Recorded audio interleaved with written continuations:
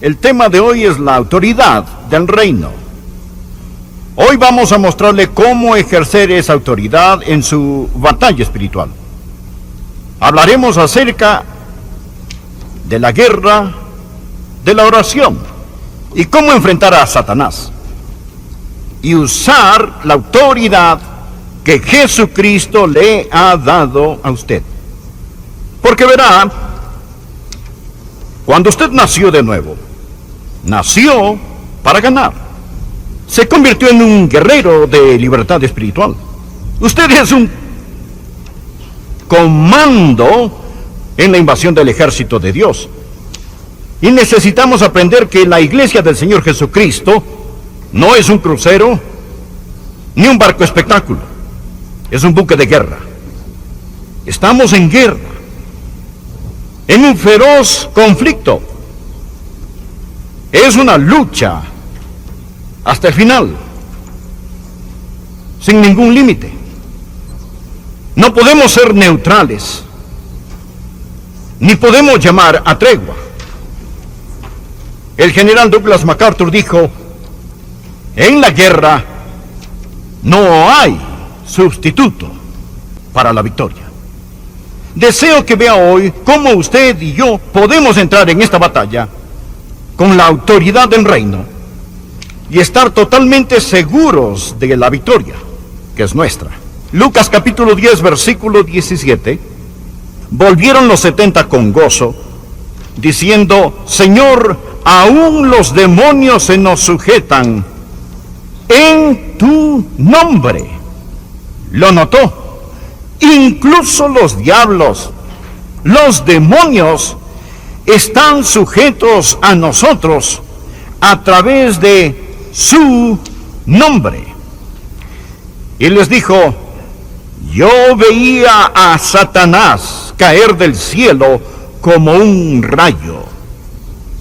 He aquí, os doy potestad de hollar serpientes y escorpiones y sobre toda fuerza del enemigo, y nada os dañará. En la versión Reina Valera, en el versículo 19, nos presenta dos palabras. La primera, potestad o autoridad. Son dos palabras diferentes en el griego. Podría leerse de esta manera: he aquí os doy autoridad sobre todo el poder del enemigo. Estamos hablando de la autoridad del reino y de cómo poseer esa autoridad del reino en nuestra guerra, ganando la victoria en el nombre del Señor Jesucristo. Porque en 2 de Crónicas capítulo 20 versículo 15 nos ha enseñado que la batalla no es nuestra, sino del Señor. Tres cosas deseo que aprenda hoy acerca de la autoridad del reino. Primero, la autoridad del reino se ha establecido soberanamente.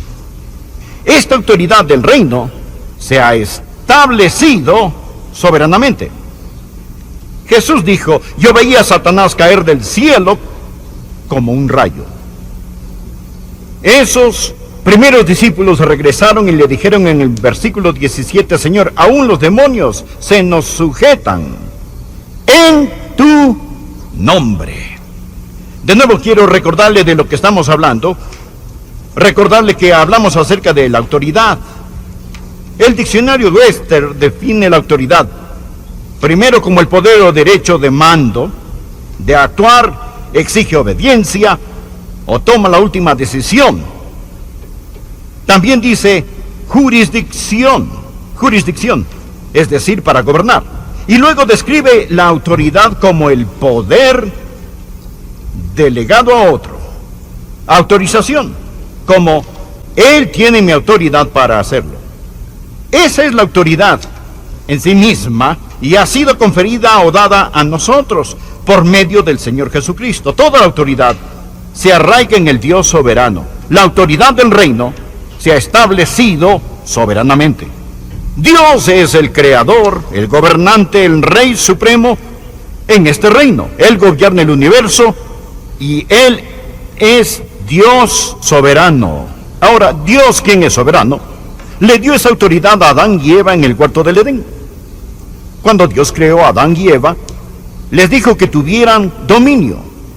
Pero recordará que la serpiente entró en el huerto y los engañó. Ellos pecaron, le entregaron su dominio a Satanás, perdieron su corona y Satanás se convirtió en el Dios de este mundo. Pero Jesucristo, el último Adán, dejó el cielo, bajó esta tierra, sufrió, derramó su sangre y murió como hombre para recuperar lo que el primer Adán perdió. El dominio se perdió legalmente y fue recobrado justamente. Un hombre lo perdió, el primer Adán. Un hombre lo recobró, el segundo Adán. Por favor, coloque un marcador de libro en Lucas 10. Estamos hablando acerca de la autoridad del reino que fue establecida soberanamente. Y busque Colosenses. Simplemente adelántese unos cuantos libros y llegará a Colosenses capítulo 2. Ahora, lea conmigo el capítulo 2 de Colosenses del versículo 13 al 15. Estos son versículos increíbles. Versículos increíbles. Colosenses 2, versículos del 13 al 15. Quiero que vean lo que el último Adán hizo por nosotros y cómo este dominio se ha establecido soberanamente.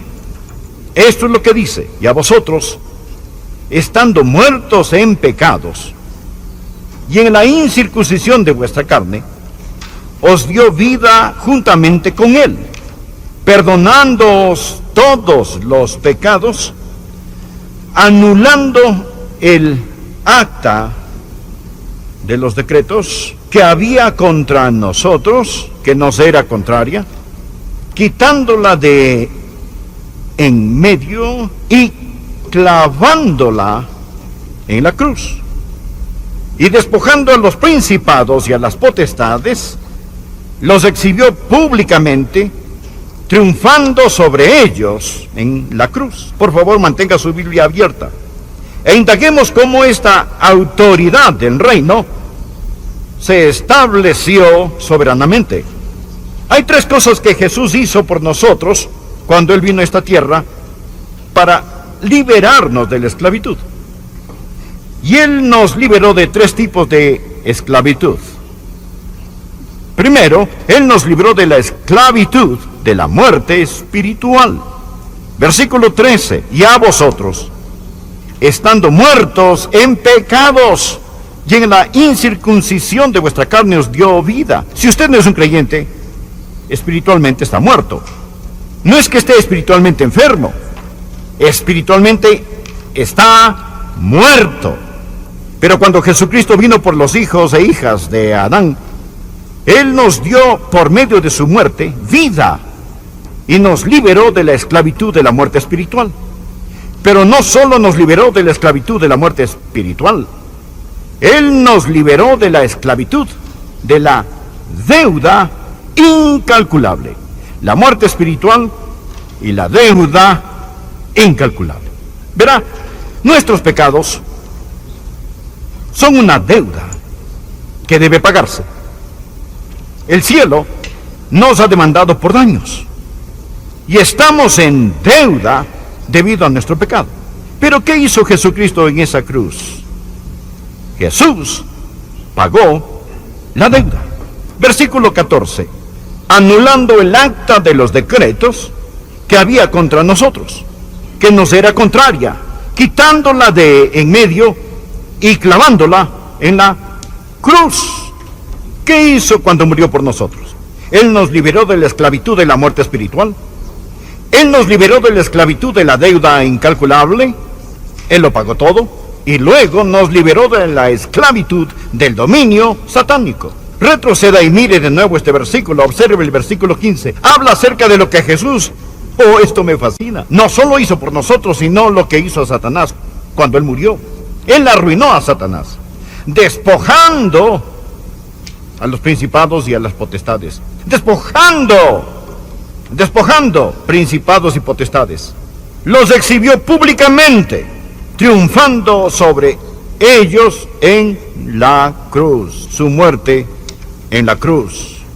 Note lo que el Señor Jesucristo le hizo a Satanás, que quiere tener el dominio sobre nosotros. Primero lo despojó. ¿Qué significa la palabra despojar? ¿Sabe lo que significa en el idioma griego? Quiere decir desnudar. Significa despellejar. Como despellejar el cadáver de un animal. O como despojar a un general de sus medallas. O quitar a alguien sus túnicas reales. Aquí estaba Satanás, en toda su arrogancia, todo su dominio, llevando todas sus medallas del infierno. Y el Señor Jesucristo en la cruz despojó a Satanás. Él le quitó toda su autoridad. Él ha sido desnudado, despojado. Y la Biblia dice, lo exhibió públicamente. ¿Qué significa eso? Significa humillado. No solo fue despojado, sino que estaba allí, de pie desnudo, sin más autoridad, sin más poder, sin más dominio. Diga la palabra despojado, dígala. Ahora diga la palabra avergonzado.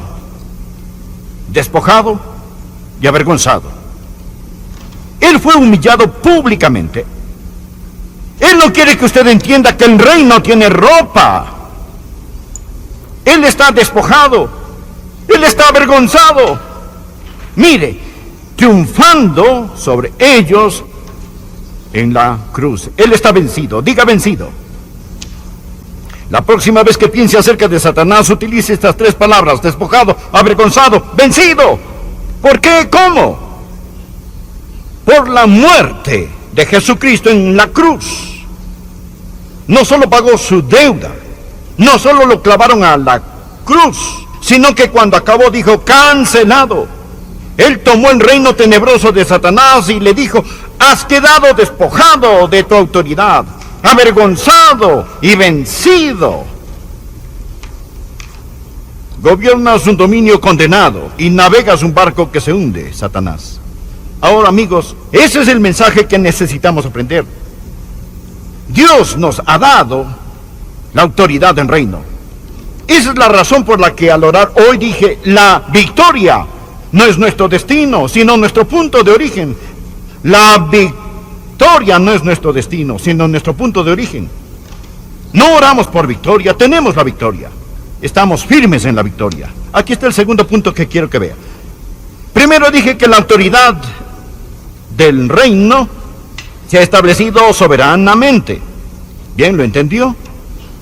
Soberanamente establecido.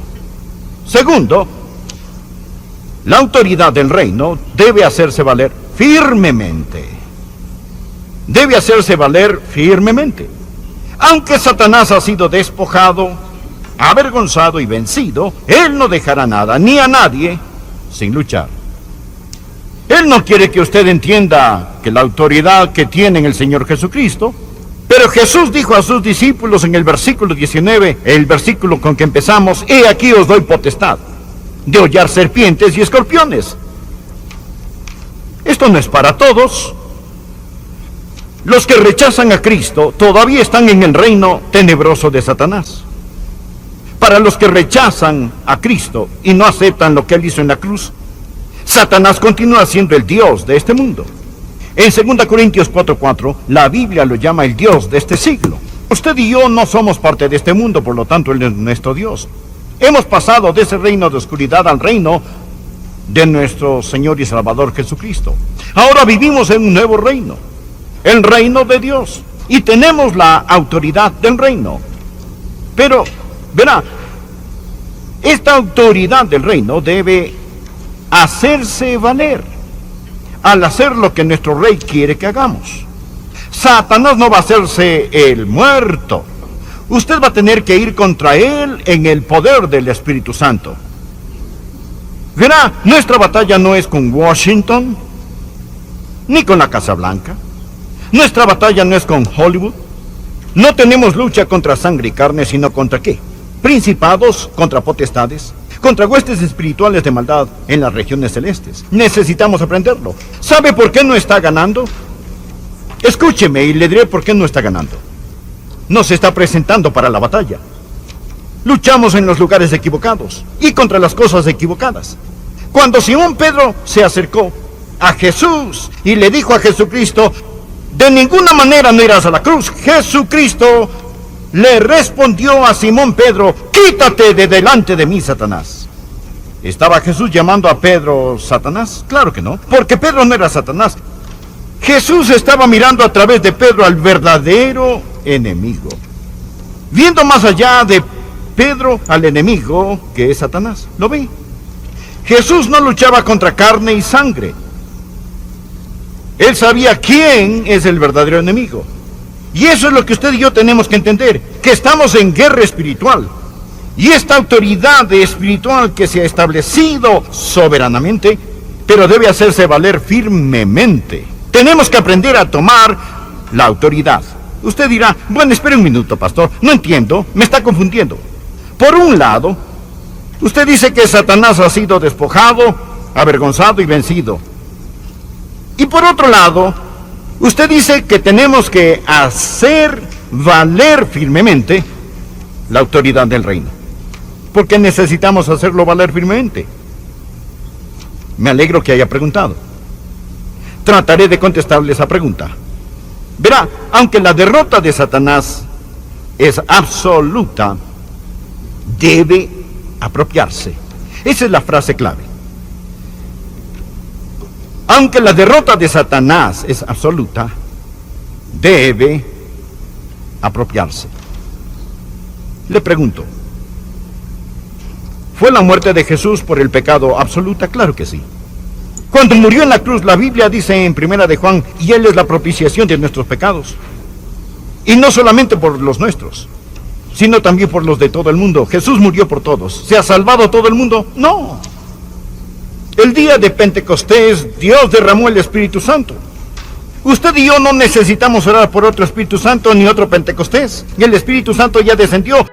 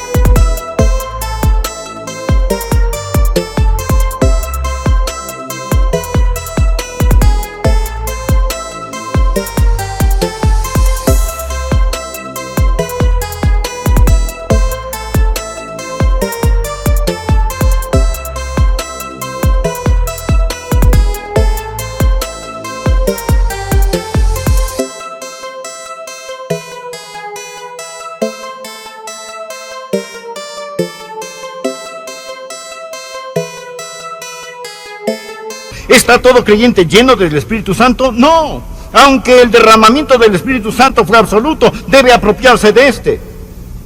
Tanto la muerte de Jesucristo como el poder del Espíritu Santo son absolutos, pero hay que apropiarse de ellos. La derrota de Satanás es absoluta. ¿Entiende lo que digo? Usted debe decir, tomaré mi autoridad en el Señor Jesús, me apropiaré de ella, me apoyaré en ella y enfrentaré el reino tenebroso de Satanás.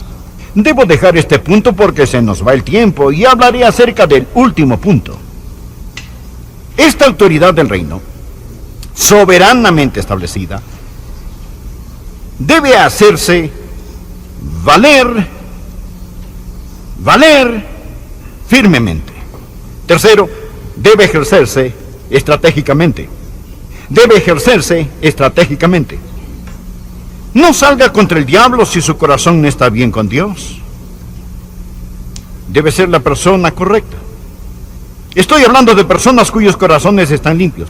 Les he dicho antes que usted nunca, escuche, usted nunca estará sobre hasta que primero esté bajo. Y si usted, aun siendo hijo de Dios, desafía a Satanás con el corazón de un rebelde, se va a meter en serios problemas. Tiene que ser la persona correcta. Y luego tiene que estar en una posición correcta. ¿Cuál es su posición? Recuerde lo que mencionamos de Efesios 2, verso 6, que estamos sentados con Jesús en los lugares celestiales. Permítame enseñarle una forma diferente de orar. Deje de orar de la tierra al cielo y empiece a orar del cielo a la tierra. Usted está sentado con Jesús en los lugares celestiales. Usted está entronado con el Señor Jesucristo. Cuando Él murió, usted murió. Cuando Él resucitó, usted resucitó. Cuando Él ascendió, usted lo hizo. Cuando Él se sentó a la diestra de Dios, usted se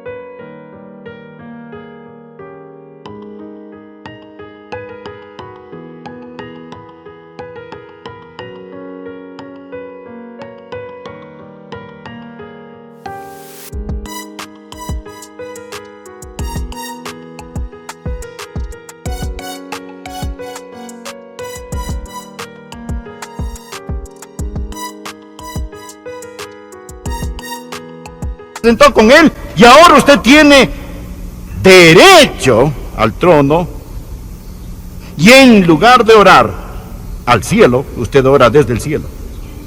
Jesús dice en Mateo capítulo 18, de cierto os digo que todo lo que atéis en la tierra será atado en el cielo, y todo lo que desatéis en la tierra será desatado en el cielo. No significa que el cielo secunda la moción. En el griego dice que todo lo que se ata en la tierra ya está atado en el cielo. Todo lo que se desata en la tierra ya está desatado en el cielo. Lo que usted y yo necesitamos hacer es ejercitar nuestra autoridad del reino. Había un hombre que nació en Francia y posteriormente ese francés se mudó a Inglaterra y se hizo ciudadano del Imperio Británico. Luego, Gran Bretaña, Inglaterra, derrotó a Napoleón en Waterloo. Cuando ese hombre era un ciudadano de Francia, para él, Waterloo fue una derrota. Napoleón era francés, se perdió la guerra, y ese hombre como francés era un perdedor. Pero como dejó Francia y se hizo ciudadano de Inglaterra, ahora para él Waterloo no fue una derrota,